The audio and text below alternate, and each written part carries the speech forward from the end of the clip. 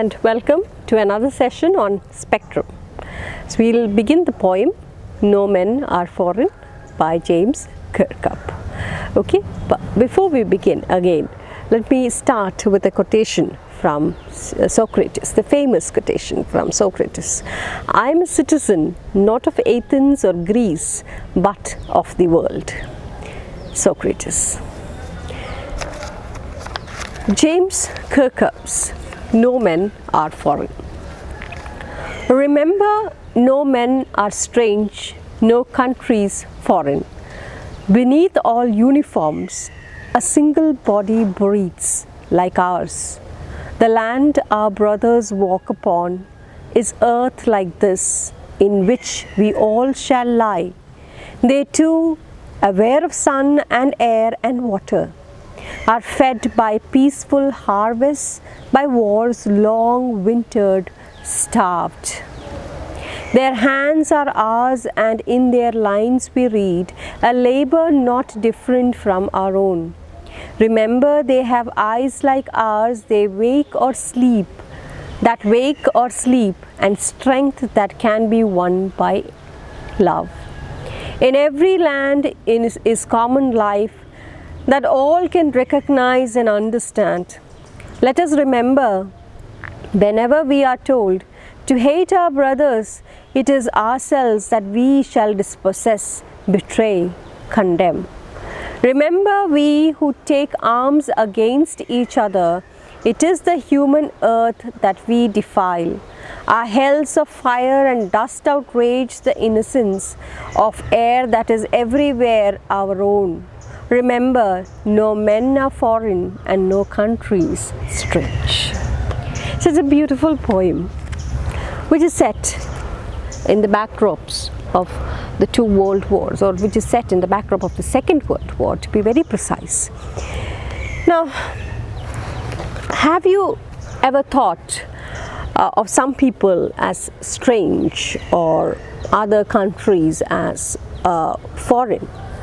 We have many ways of thinking of other people as different from us, and we refer to them as foreigners, simply they, which means they are different, they are foreigners, the Tamilians, they, not us. Keralites, us. Tamilians, they, right? So we see others from another country, from another state. Now the word foreigner, remember, the word foreigner has different meanings here. See, when you say a foreign body, it means a body that can irritate, right? An irritating object or something that enters our body. Likewise, this foreign and foreigner, the meaning changes. Now, the present meaning is obviously foreigner is to do with people who is from or outside the outside one's country. But foreigner here is a reference to everything here. That is, a person who does not belong to a particular culture or a particular community is also a foreigner. Okay. Again, we look at our Thrissur itself, Thrissur and Ernakulam and Trivandrum and Kottayam. You look at people from Kottayam and you refer to them as they. I'm not speaking about foreigner, you see them as a stranger to you. A stranger because their language is different, the way they speak, the same language itself is different, their culture is different, their habits are different. So you have this, again you have this feeling of we people from Thrissur are one. We stop thinking that we are from Kerala. We stop thinking that we are all a part and parcel of the state Kerala. We stop thinking in that terms, and there we are actually sowing a seed of hatred. വെറുപ്പല്ല എന്നാൽ അവരേനെ നമ്മളുടെ ഒരാളായിട്ട് കാണാൻ പറ്റാത്ത ഒരു രീതിയിലാണ് അവർ തിരുവനന്തപുരത്തുകാരാണ്, അല്ലെങ്കിൽ അവർ കോട്ടയംകാരാണ്, അല്ലെങ്കിൽ അവർ മലപ്പുറംകാരാണ്, നമ്മളിൽ നിന്നും വ്യത്യസ്തമായി നിൽക്കുന്നു, നമ്മളെന്തോ വലിയൊരു സംഭവമാണെന്നുള്ള ഒരു ഫീലിങ്ങിലാണ് നമ്മൾ നിൽക്കുക. അവിടെ ഒരു ചെറിയൊരു തോതിലെങ്കിലും ഒരു ചെറിയ there is a kind of hatred that is sown in the minds of others to make the people of one community together. There we stop thinking that we are a part and parcel of the same state. Again, when it comes to state, we start to say, then we Malayalis become one. When we look at the state as such, the Malayalis become one, right? And then we look upon the Tamilians as they are different. Okay, and once we start looking once we start recognizing ourselves as South Indians, then the South becomes one. Tamilians, Keralites, Andhra Pradesh, everything becomes one. We become the South Indians. And then we look upon the North Indians as the other. But when we become Indian, then we stop thinking that also. We become Indian, right? And then we look upon the others, like the Pakistanis, as our enemies or our strangers. But why can't we stop thinking of ourselves in this manner and let us start thinking of ourselves as the children of the world? When we start thinking of ourselves as children of the world, we stop thinking ourselves as Keralites, as South Indians, as Indians. We look upon everyone as our brothers and sisters. We see them as human race, a part of the human race. We start becoming more tolerant. We start accepting people. Somehow we are not able to go beyond our national boundaries. So as what I said earlier, from Thrissur it goes to state, from state it goes to south, the southern part of the country, and from the southern part of the country it would reach the whole country, but then we stop there. Then we don't go beyond. We stop there. Why can't we go beyond that? Why can't we start thinking like Robert Frost and James Kirkup, who speaks of or who tries to bring in who tries to see universal brotherhood? So we have people belonging to different countries, different languages. All these, don't you think, even language itself is a construct. Somebody constructed this language and we are using it, we are following it, and therefore we become stratified, segregated on the basis of language, on the basis of religion. Again, let's take not just countries alone, not just considering others as foreigners based on where they are from. We also look upon them, we group them based on their language, their religion, their caste. Why can't we stop thinking that all these things, or why can't we start thinking that all these things are social constructs? These are things that are constructed by the society to subjugate some people, the Dalits, and the high class society, the outcast and the high class society is who constructed it? The higher class society, just to see those people who do the menial job as outcast. It was a construct again. Why? To subjugate them. All right. So all these these are all power relation. Even language itself is a power relation. We say, right, English has become a global language. English is powerful. In one way, English is powerful because it has attained popularity. Here we have almost all the disciplines being now the medium of instruction, the medium of examination are all in English. So you can say that English is a very powerful language. And therefore, again, all this, who brings it up? It is the Britishers who brought English here with one reason in mind. Do you know the reason why the Britishers brought English here? This English became a part of India because they wanted to subjugate us, not because they wanted translators, but they wanted to subjugate us, dominate us, and rule over us. So again, languages are also very powerful. They start dividing us. You have the British, again British English itself is divided, the English itself is divided into British English, American English, and there's a clash as to which is better. So there is another division, right? So all this is for something that is baseless. This fight, this envy, this kind of attitude, all these are just for some people to prove themselves better than the others. Once we start thinking of the whole world as one, once we start accepting everyone, this kind of power relation stops.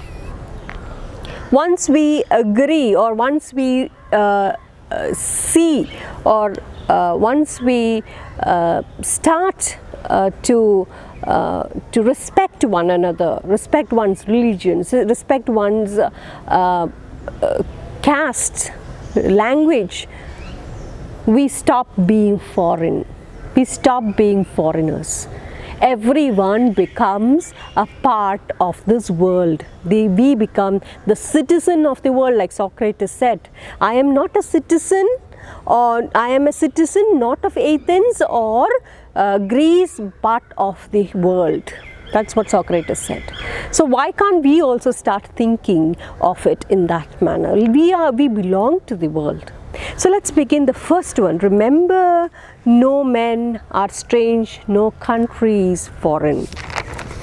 So in the beginning itself, in the first stanza of the poem, the poet says that no men are strange and no country is foreign.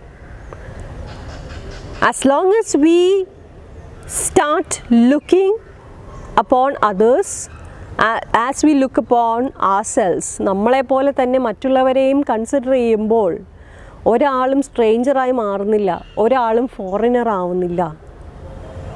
നമ്മളെ പോലെ തന്നെയാണ് വേറൊരാളും.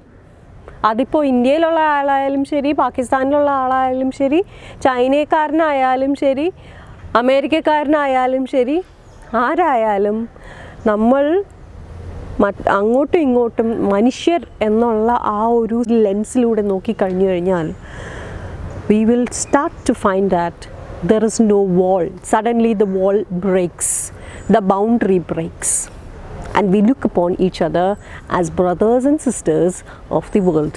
So no men are strange and no country is foreign. That's how it begins. Remember, that's what the poet says. Remember, ഓർത്തോളൂ. What? എന്താണ് ഓർക്കേണ്ടത്? നമ്മളാരും strangers അല്ല, നമ്മളാരും foreigners അല്ല. ഒരു കൺട്രിയും ഒരു രാജ്യവും ഫോറിൻ അല്ല. It's A part and parcel of what? Of the world.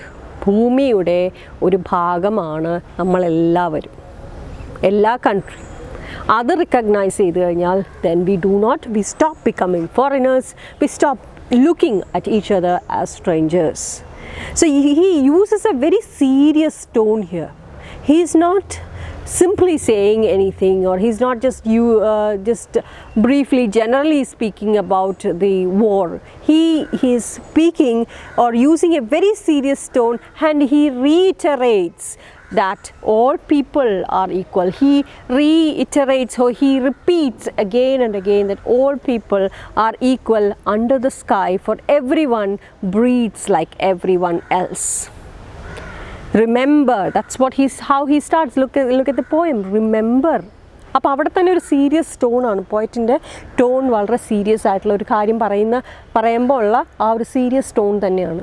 എന്താണ് ഓർക്കാൻ? What is he asking us to remember? Remember, he's reminding us, remember that we are all equal beneath all uniforms. Now what is this uniform? Uniform tells us that we belong to a particular community. Uniform ആരാ ഉപയോഗിക്കുന്നത്? War വെച്ചിട്ട് നോക്കുകയാണെങ്കിൽ uniform ആരാണ്? Uniform എന്ന് പറയുമ്പോൾ തന്നെ ആദ്യം വരുന്നത് നിങ്ങളുടെ സ്കൂൾ യൂണിഫോം അല്ല, ആദ്യം വരുന്നത് എന്താ? പോലീസുകാർ അല്ലെങ്കിൽ പട്ടാളക്കാർ, soldiers or the police officers, mostly the soldiers. ഓരോ രാജ്യത്തിൽ ഉള്ള സോൾജേഴ്സിനും ഓരോ യൂണിഫോമാണ്, ഓരോ കളറാണ് അല്ലേ. So it's based on that colour of the uniform that the soldier is either recognized as British soldier, American soldier, a soldier from Chinese soldier, and so on. So the poet says, whatever the uniform be, remember he is a human being and he has a single body. Inside he is a human being, a man who breathes just like you and me. എന്നെയും നിന്നെയും പോലെ ജീവിക്കുന്നതും ശ്വാസം എടുക്കുന്നതും ആയിട്ടുള്ള, he is a single person. He is a human being who breathes. So beneath that uniform, under that uniform, who is stratified? The uniform, what is that? Then look at the word, beneath all uniforms, a single body breathes. Uniform shows a community. But the next line of the line tells you it breaks that community. He says, inside this uniform, which is a community, which is stratified, which is fragmented, this uniform makes us different. This uniform makes us a foreigner to another person. We see the Pakistani soldiers as Pakistani soldiers and Indian soldiers as Indian soldiers. But beneath that uniform, he is neither a Pakistani soldier nor an Indian soldier. He is a man, he is a human being who breathes just like you and me. Okay, that's what he says. All right, then he feels that if borders are removed from earth, no country will be foreign and everyone will be free to move around like ours. The land our brothers walk upon is the earth like this in which we shall all live. So he says that the land that we have, ഈ ഭൂമിയിൽ നീയും ഞാനും നടക്കുന്ന പോലെ തന്നെയാണ് അവരും അവരുടെ സ്ഥലത്ത് അവർ നടക്കുന്നു അല്ലേ. അപ്പോൾ ഈ ഭൂമിയിലെ ഓരോ ബൗണ്ടറി, അതായത് പാകിസ്ഥാൻ എന്ന് പറയുന്ന സ്ഥലവും ഇന്ത്യ എന്ന് പറയുന്ന സ്ഥലവും തമ്മിലുള്ള border, if we are to lift that border, if we are to take and lift that border of Pakistan separating India, Bangladesh separating India, Nepal separating India, then we shall have a united land, not country. So the poet says that he desires to lift all boundaries because he says the land that they walk upon is just like the land you walk upon. The land is for everybody. The bhumide aanu. The land belongs to earth and we are all the children of earth. So the land that they walk upon is like the land our brothers walk upon. So even Pakistanis walking in Pakistan and Indians walking in India, if we are to remove that border from our land, the border that separates Pakistan and India, we will find that it's the same thing. There is no demarcation. And we start looking upon each other as brothers, as a community of human species and not a community different from one another. All right? So he says, so in the beginning itself, the poet says, remember, no men are strange, no country is foreign, beneath all uniforms, a single body breathes. So he reminds us and reiterates the statement that we are all the same beneath these uniforms that separate us. What are we? We are one and the same human species. We all belong to this world, the earth. We all have our rights to live in this world. We breathe just like others. We walk on this land just like others. We are similar. So he is trying to pick out similarities to show or to prove his point that we are all same, whether we are black or white, whether we are North Indians or South Indians, whether we are Pakistanis or Nepalis, or whether we are from Sri Lanka, we are all the same. Be it from America or Britain, we all walk, talk, sleep, think the same way. So why do we have to look upon ourselves as foreigners or strangers? Let us look at ourselves as brothers and sisters of the world. The poet is trying to remove the borders of countries from the earth's surface. That's why he says, like ours, the land our brother walks upon is earth like this, in which we shall all live. Okay, so he wants to take away the, what does he want to take away? He wants to take away the borders that separate each country from others. He wants to take away the borders from the earth's surface. Then there won't be any foreign country, because only if borders exist will we be foreign. If such defined, constructed borders, again, who construct these borders? China, Japan, India, Pakistan. Who constructed these borders? Was it there in the beginning when the earth began? No, it was not there. These are all constructed by whom? By man. Religion itself is a human construct. So everything is actually a human construct. And we are made to believe that it has been existing for many, many years. We are made to believe in various ideologies, which actually, when we question it, we will get the truth also. What is this nationality, first of all? Nationality is good to an extent, patriotism is good to an extent, but positive, there's a difference between nationality and patriotism also, okay, there's a slight difference. This nationality feeling is actually a negative idea, because it makes us again become very selfish and not selfless. So he says the poet wants to remove all these from the earth, and we will thus, once these borders are removed from the earth, we will start to look upon others as our own. There won't be any differences based on religion, color and nation, not Chinese, not Indian, not American, not British, not African, not Arabs.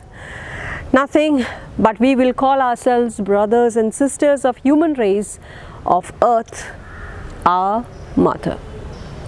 We will look at earth and nature as our mother than look upon the country as our mother. For us it is Bharat Mata. Instead, why can't we just see ourselves as a part or the children of the world? Now, so beneath each uniform, as I told you, is a reference to soldiers from different countries, which again marks them as British, Chinese, American and so on. So that is the stratification there. That is showing one country which makes another country different. So the British soldiers makes the uniform, makes them different from the American uniform. They fight, they become enemies. The French soldiers and the British soldiers and the German soldiers, they become enemies. They are enemies. Their enmity is seen, or the enmity of the nations is what makes them fight against each other.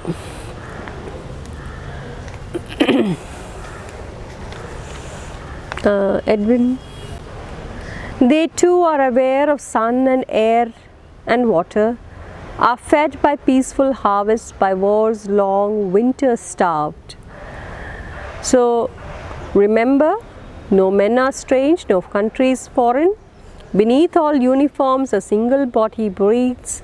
Is earth like this, in which we all shall live, which we all shall lie?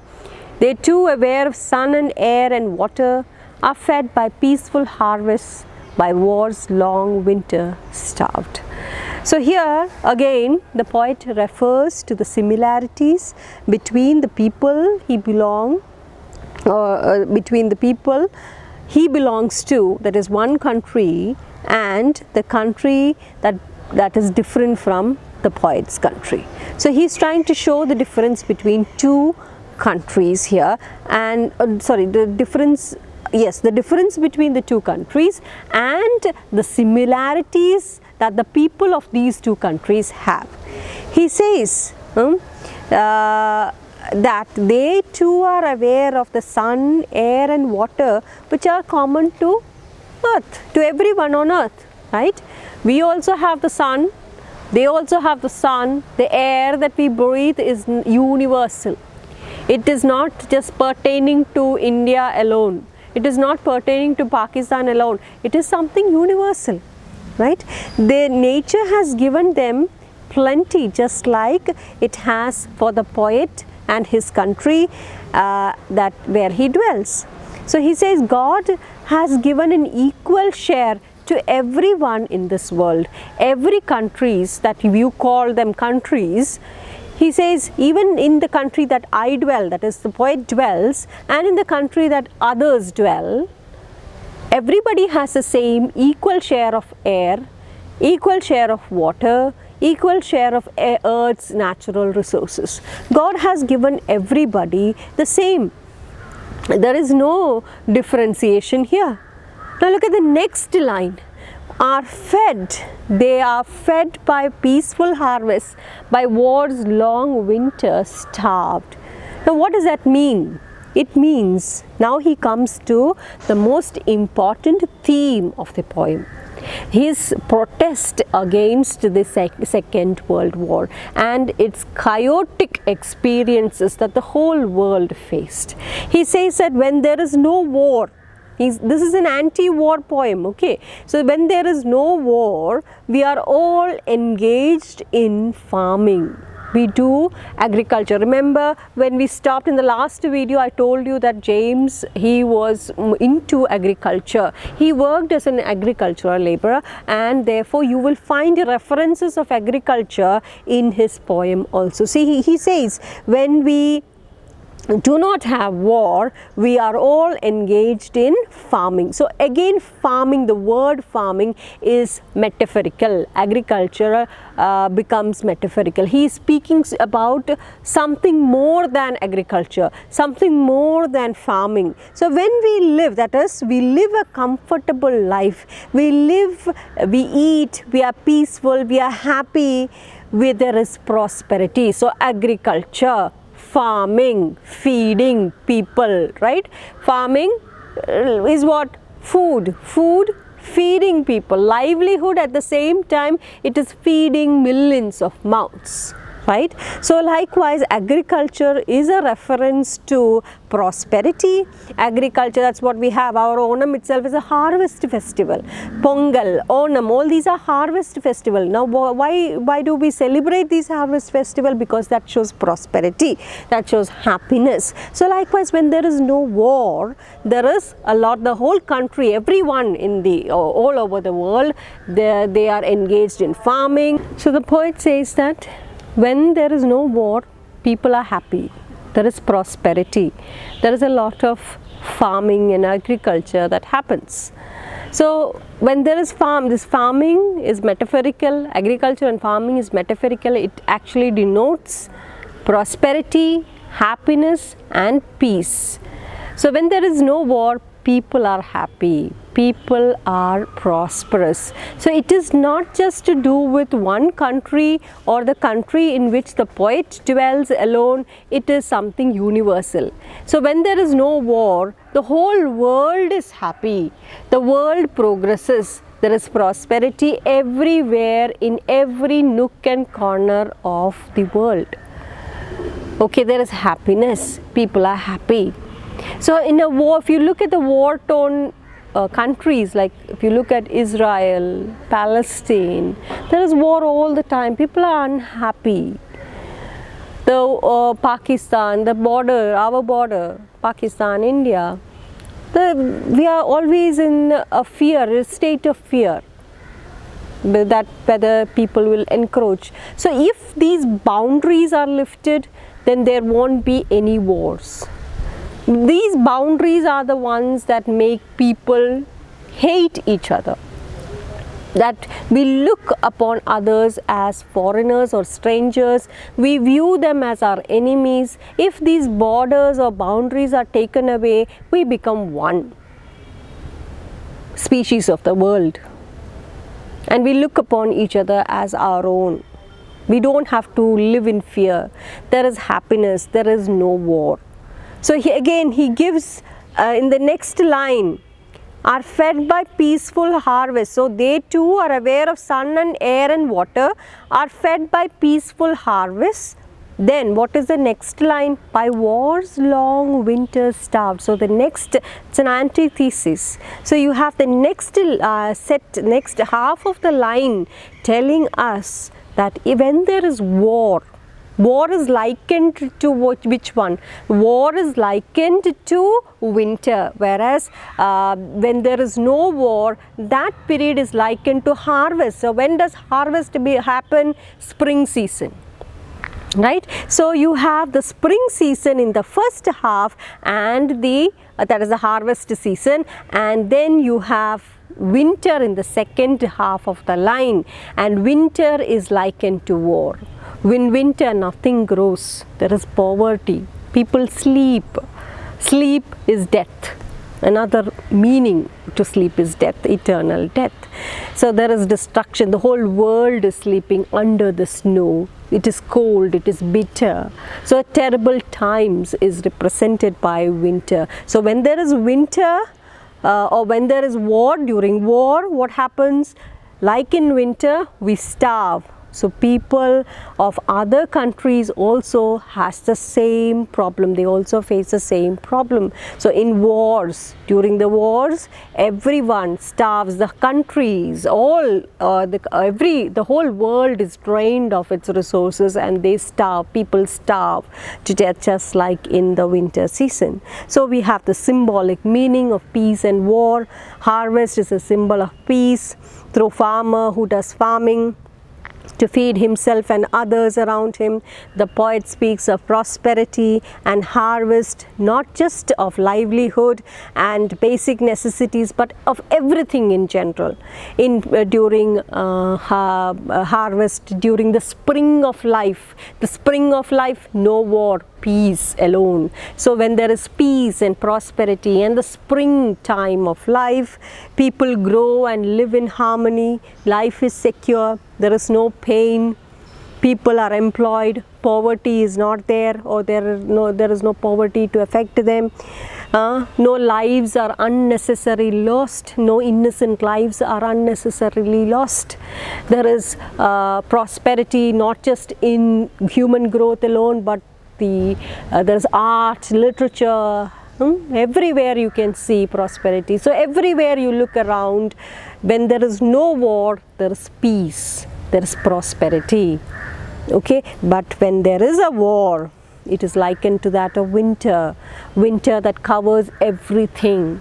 It's snow, nothing grows, destroys, destruction, eternal sleep, death, poverty. They are all symbolic meanings of poverty, of death, of unemployment, of fragmented life, because winter is bitter cold, bitterness.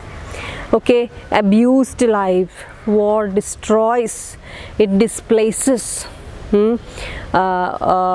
everything, fragments life. There is a lot of destruction and starvation. So we'll stop here. And we shall do the rest of it in the next video.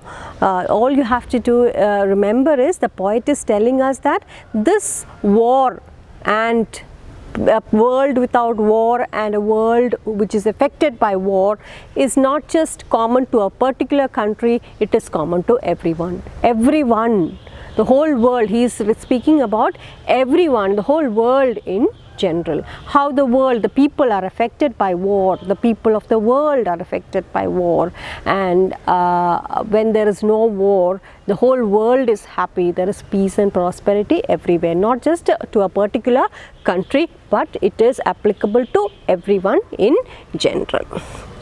So that's it for this video. Thank you, and I'll see you in the next video. We shall handle the next set stanza in the next few videos.